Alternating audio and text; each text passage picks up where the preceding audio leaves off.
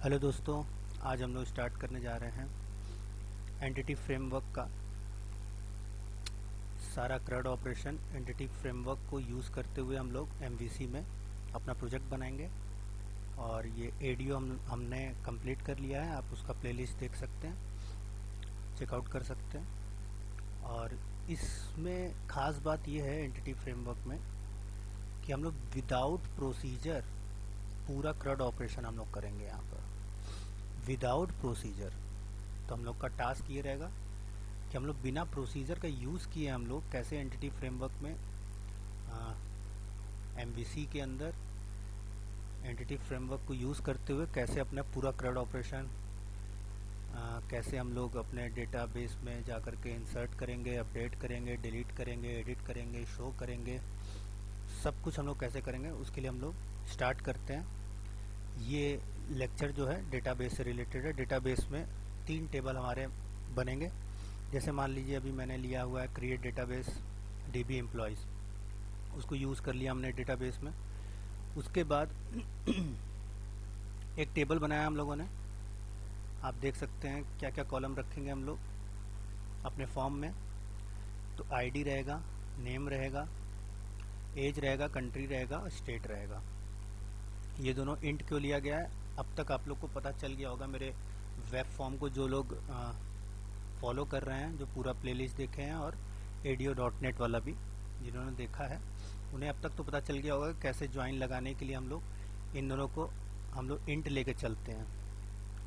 और इसी के साथ साथ हम लोगों ने जब टेबल लिया है एम्प्लॉय के अंदर, जब हम लोगों ने एक कॉलम लिया हुआ है कंट्री और स्टेट का, तो उसी तरह हम लोग को टेबल ही बनाना होगा, कुछ डेटा इंसर्ट भी करना होगा। मान लीजिए मैंने 3 कंट्री ड्रॉप डाउन के लिए मैंने मतलब रखा है, इंडिया, रशिया, USA।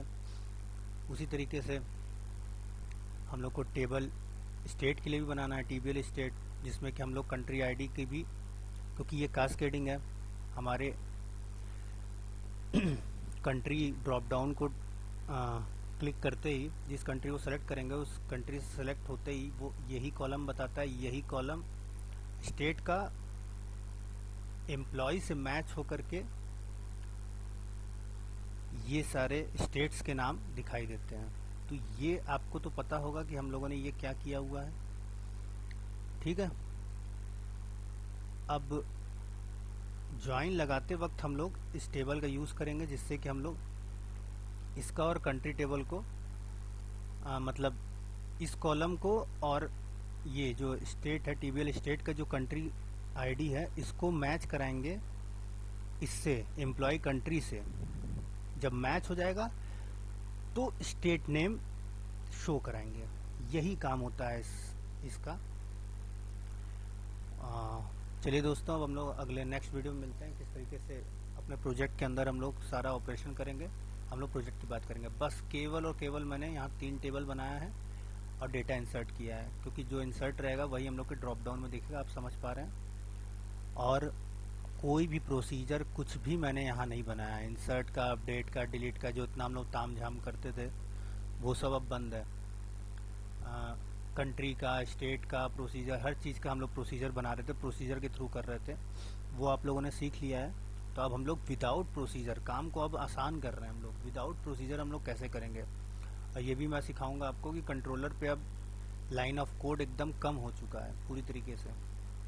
तो अब हम चीज़ों को आसान कैसे करेंगे उस पर हम लोग काम करेंगे। चलिए नेक्स्ट वीडियो में मिलते हैं हम लोग।